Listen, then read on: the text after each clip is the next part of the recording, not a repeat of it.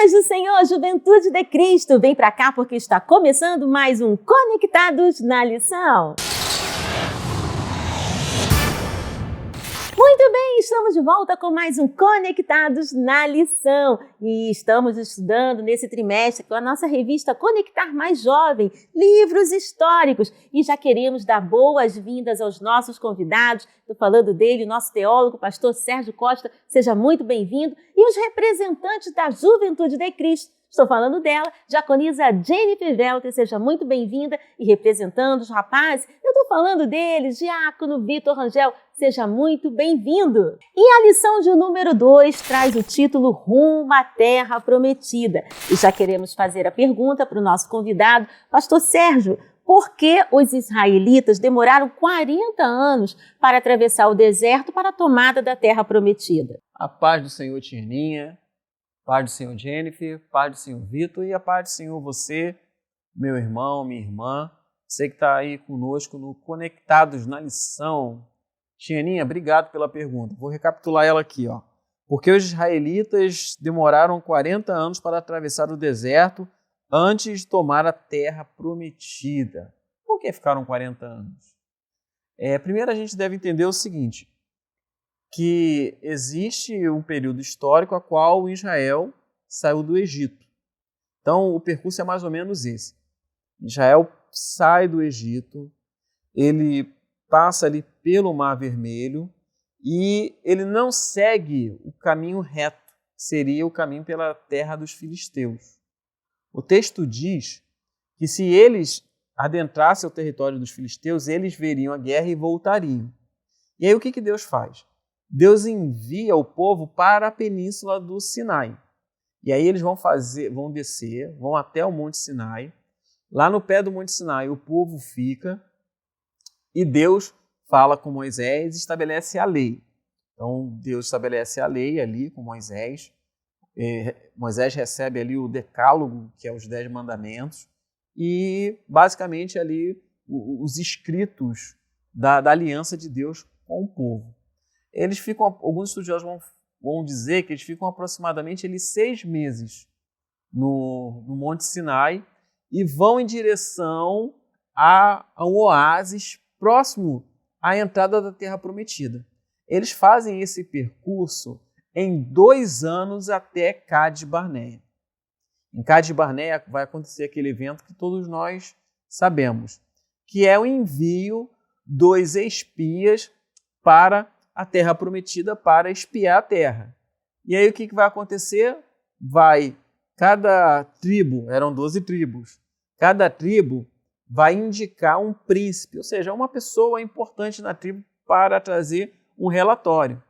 Quando eles voltam da terra, de espiar a terra ali, quando eles chegam de novo para o acampamento israelita, a gente vai ver que eles chegam com um relatório positivo. A terra de fato é muito boa, existem cachos de uvas muito grandes. Só que o que vai acontecer? Dos 12, 10 vão trazer um relatório pessimista. Aí vão falar, não, a terra é uma terra de gigantes, a gente não vai conseguir, somos semelhantes a gafanhotos diante deles.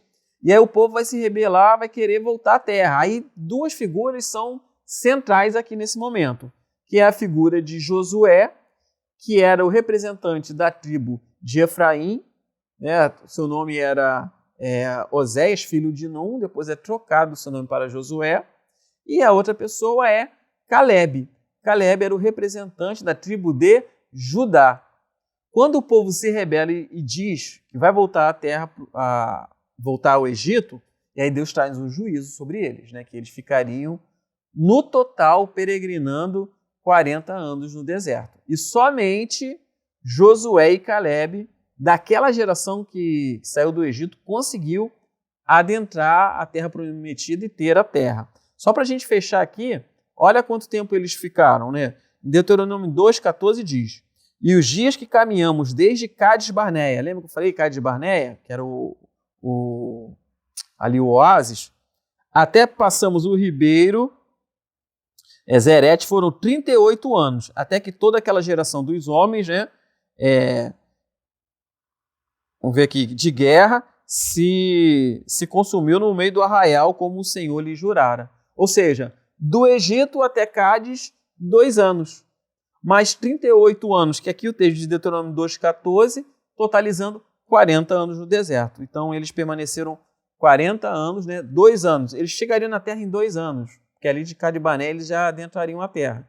Então, ficaram mais 38 como juízo de Deus, porque o povo ali foi ingrato diante de tudo aquilo que Deus estava fazendo por eles e para eles.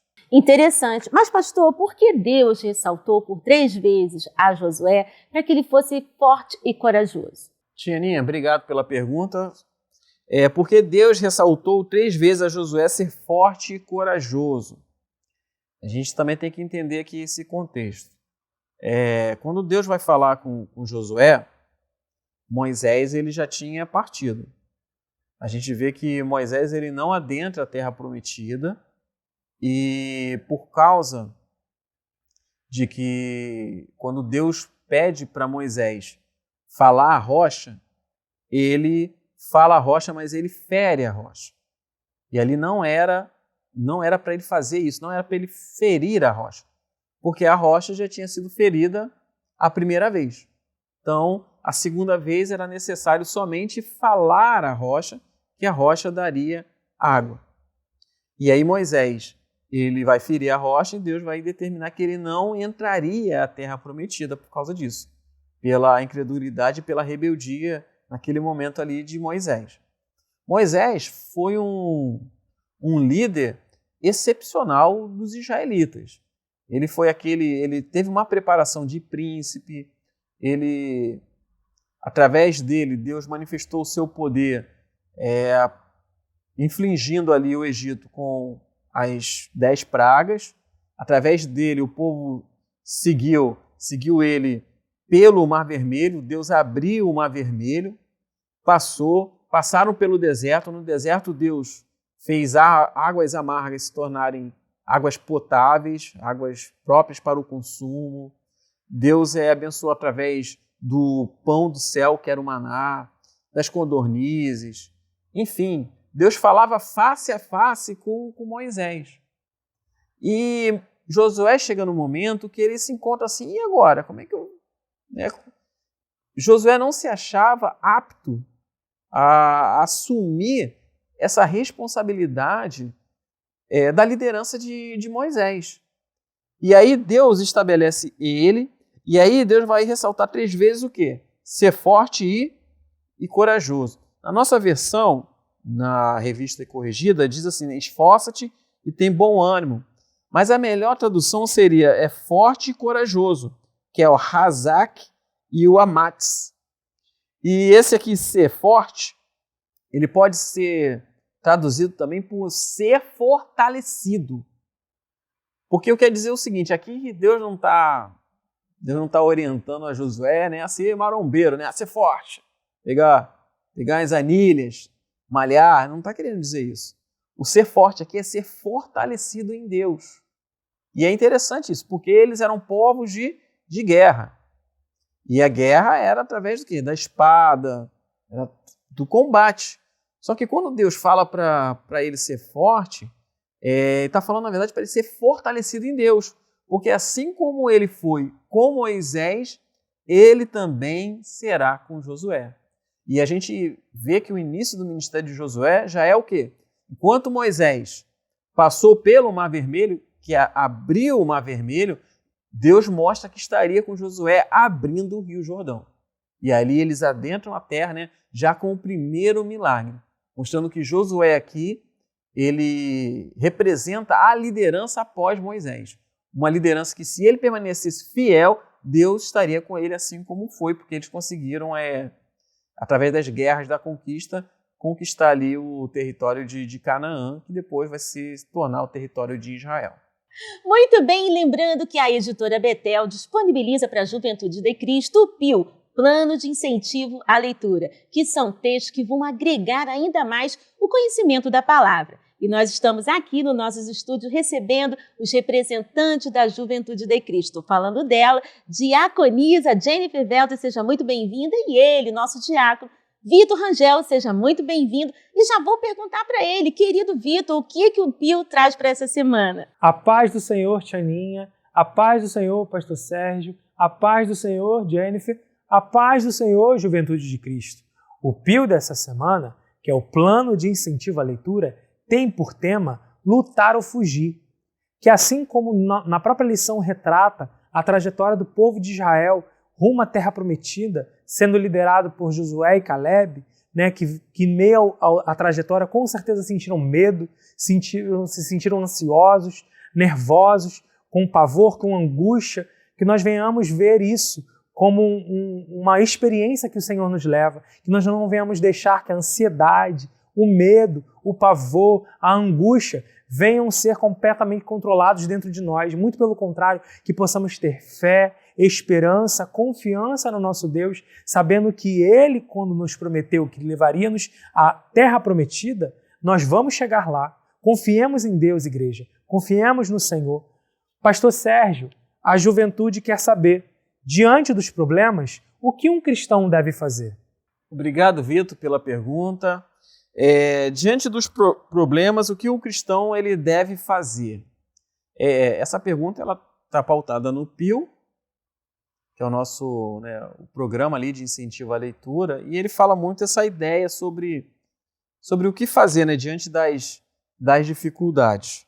É interessante que nós, como seres humanos, assim como os animais, o medo ele causa na gente alguns comportamentos. Então, diante do comportamento, o que os animais eles costumam fazer? Primeiro, quando o animal ele se sente ameaçado, ele faz o quê? Ele foge.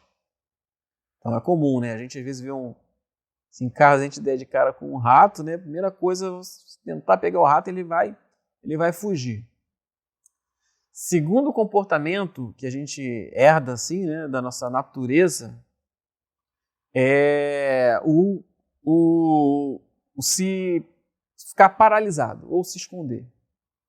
A gente vê que é interessante dos animais, alguns métodos para o animal que está ali em perigo, que ele tenta, uma forma de defesa, é ele ficar paradinho. Muitos são adaptados ao meio, né? E aí eles passam pelo processo do mimetismo, que é parecer com os elementos. É até interessante alguns louva-a-Deus, que eles fazem um movimento semelhante ao movimento das folhas, para que o inimigo veja, né, e não perceba que ele é uma presa. Os camaleões também, que trocam de cor, que é uma forma também de autodefesa ou também de ataque. Então o medo ele faz isso com a gente, ou faz com que a gente fuja daquela realidade, ou que a gente fique paralisado. E qual é a terceira coisa que a gente pode fazer também por causa do medo? É avançar, que é ser corajoso. E às vezes a gente tem uma compreensão errada do que é a coragem. Às vezes a gente acha que a coragem é a ausência do medo. E não é. Só existe coragem se existir antes o quê? O medo. Porque a coragem é você enfrentar o medo. E a gente vive num mundo, né, onde tem tantos perigos. Como não sentir medo? Mas aí que a palavra de Deus ela nos encoraja a prosseguir. Às vezes a gente pensa assim, né? Mas eu fiz um ensino médio, um ensino fundamental tão fraquinho. Como é que eu vou passar no concurso público? E aí você vai fazer o quê? Vai fugir? Vai ficar esperando as coisas acontecerem? Não é diante dessas coisas que a gente tem que avançar. Seja no trabalho, seja nos estudos, seja o que for, qual for o obstáculo que venha se apresentar.